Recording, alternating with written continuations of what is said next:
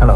So ഇന്ന് ഞാൻ introduce ചെയ്യാൻ പോകുന്നത് നമ്മുടെ ബിൽഡ് ക്വാളിറ്റിയിൽ ഫോക്കസ് ചെയ്യുന്ന നമ്മുടെ ടാറ്റയുടെ സഫാരിയാണ് 7 സീറ്റർ SUV ആണ് വന്നിട്ടുള്ളത്. അതും 2022 മോഡലാട്ടോ. ഈ ഒരു മോഡലിൽ എന്തൊക്കെയാണെന്ന് ജസ്റ്റ് നമുക്ക് നോക്കി നോക്കാം. ബ്ലൂ കളറിലാണ് നമ്മുടെ വെഹിക്കിൾ വന്നിട്ടുള്ളത്. അറിയാലോ, നല്ല അടിപൊളി ബ്ലൂ കളറിലാണ്. അതുപോലെ തന്നെ ഗ്രിൽസും കാര്യങ്ങളൊക്കെ നല്ലൊരു അടിപൊളി പാറ്റേൺസിലാണ് കൊടുത്തിട്ടുള്ളത്. അതായത് ക്രോമിയ എലമെന്റുകൾ കാണാം. അതുപോലെ തന്നെ ഇവിടെ ഒരു ബ്ലാക്ക് ഫിനിഷ് കൊടുത്തിട്ടുണ്ട്.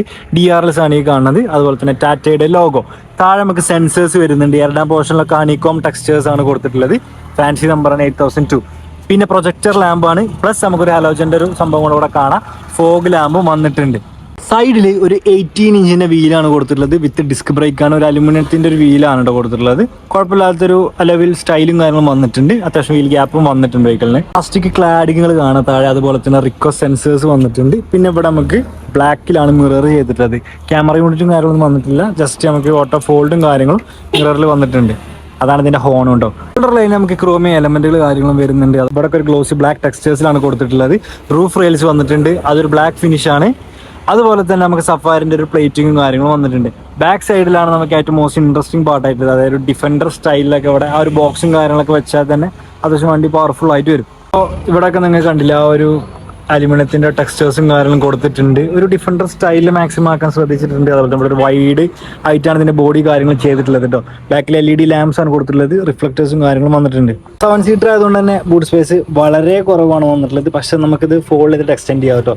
ഈ ഒരു സ്ട്രിപ്പ് എന്തിനാന്ന് വെച്ചാൽ ഇത് പുള്ളിയല്ലതാണ്. നമുക്ക് ഇത് ഫോൾഡ് ചെയ്യണമെന്നുണ്ടെങ്കിൽ ഇവിടെ ഒരു ഈ ലിവറാണ് വന്നിട്ടുള്ളത്. ഇതാണ് നമുക്ക് ഫോൾഡ് ചെയ്യാൻ യൂസ് ചെയ്യണത് കേട്ടോ.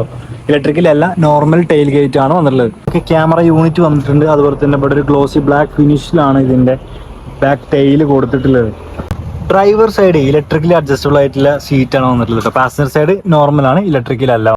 വെഹിക്കിളിന്റെ ഇന്റീരിയർ ഭയങ്കര പ്രീമിയം ക്വാളിറ്റി ഉള്ളതാണ്. ഇപ്പോഴത്തെ കാലത്ത് എല്ലാ വണ്ടിയും അത്യാവശ്യം നല്ല പ്രീമിയം ക്വാളിറ്റിയിൽ തന്നെയാണ് നമുക്ക് ചെയ്തു തരല്ലോ എന്ന് എല്ലാവർക്കും അറിയാലോ. സോ ഇവിടെ നല്ലൊരു വൈറ്റ് കളറാണ് ഇതിന്റെ സീറ്റും കാര്യങ്ങളും വന്നിട്ടുള്ളത്. ശ്രദ്ധിച്ചാൽ മനസ്സിലാവും.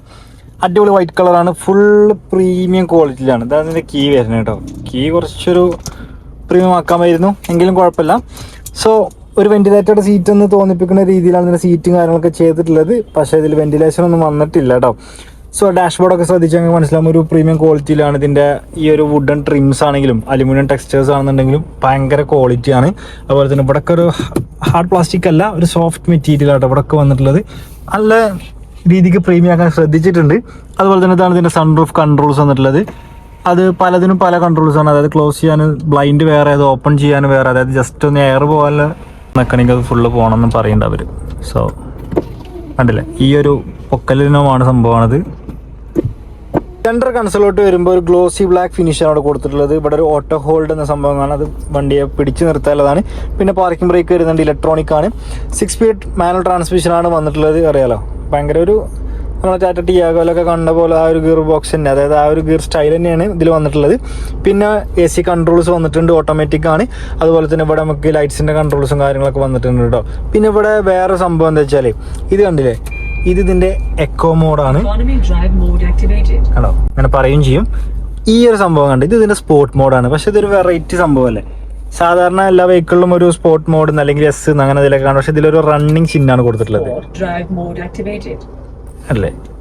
അത് ഓഫാക്കിയാൽ സിറ്റി ഡ്രൈവ് ആക്ടിവേറ്റ് ആവും. അതിന്റെ വേറെ സംഭവം ഇവിടെ ഉണ്ട്. അതായത് ഇതിൽ നമുക്ക് 3 ഡ്രൈവ് മോഡ്സ് ആണ് വരുന്നത്. സെയിം തന്നെയാണ്. അതായത് സിറ്റി മോഡ്, പിന്നെ ഇത് വെറ്റ് മോഡ്, അതുപോലെ തന്നെ ഇത് റഫ് മോഡ് കേട്ടോ. നോക്കിയാൽ മനസ്സിലാവും.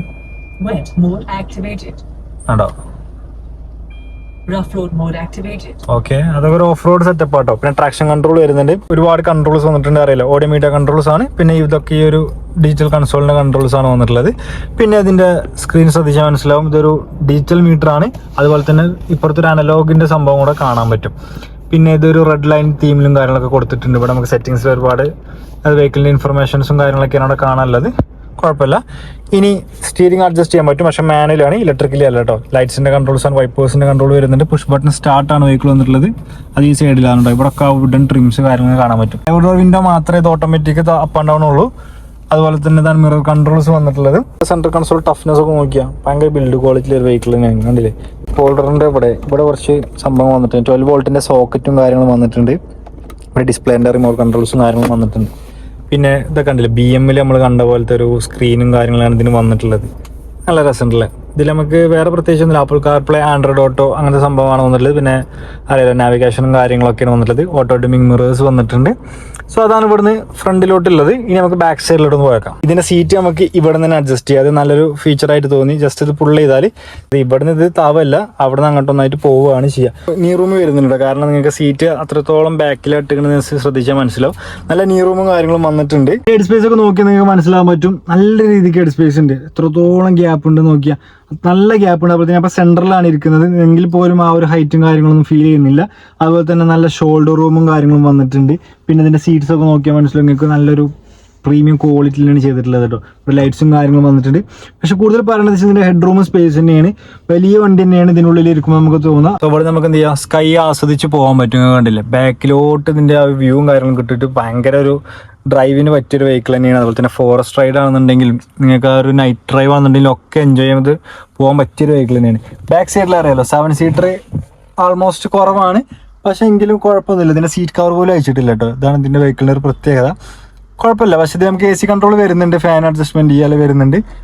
സ്പേസ് എല്ലായിടത്തും ഓൾമോസ്റ്റ് സെയിം തന്നെയാണ്.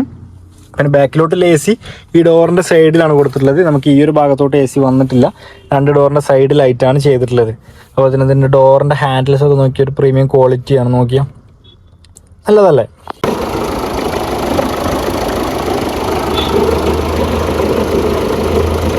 ടു ലിറ്റർ ഡീസൽ എഞ്ചിനാണ് കൊടുത്തിട്ടുള്ളത്. ഏകദേശം 168 BH പവറും അതുപോലെ തന്നെ 350 Nm ടോർക്കുമാണ് പ്രൊഡ്യൂസ് ചെയ്യുന്നത്. ഒരു 6 സ്പീഡ് മാനുവൽ ട്രാൻസ്മിഷനാണ്. അങ്ങനെ സഫാരിയുടെ ഡീറ്റെയിൽസിലോട്ട് പോകാം. ഇത് 2022 മോഡലാട്ടോ, 2022 മോഡൽ ഡീസൽ എഞ്ചിനാണ് വന്നിട്ടുള്ളത്. സിംഗിൾ ഓണർഷിപ്പിൽ വരുന്ന ഒറിജിനൽ കേരള വണ്ടിയാണ്. ഏകദേശം 98,000 കിലോമീറ്ററാണ് ഈ വെഹിക്കിൾ ആകെ റൺ ചെയ്തിട്ടുള്ളത് കേട്ടോ. അപ്പോൾ 7 സീറ്റർ ആണ്, പ്രീമിയം SUV ആണ്. നിങ്ങൾക്ക് അറിയാലോ, ബിൽഡ് ക്വാളിറ്റിയിലൊക്കെ അടിപൊളി വണ്ടിയാണ്. ആസ്ക് ചെയ്യുന്ന പ്രൈസ് 13,70,75,000 രൂപയാണ് ആസ്ക് ചെയ്യുന്ന പ്രൈസ് കേട്ടോ. സോ ഷെർബിൽ SRB എന്ന എൻ്റെ പേജും ഇൻസ്റ്റാഗ്രാം പേജാണ്, ജസ്റ്റ് ഒന്ന് ഫോളോ ചെയ്തിടുക. അതുപോലെ തന്നെ ഇതുപോലത്തെ അടിപൊളി വീഡിയോസ് നമ്മുടെ ചാനലിലോട്ട് തന്നെ വരുന്നതാണ്. അതുവരേക്കും ബൈ.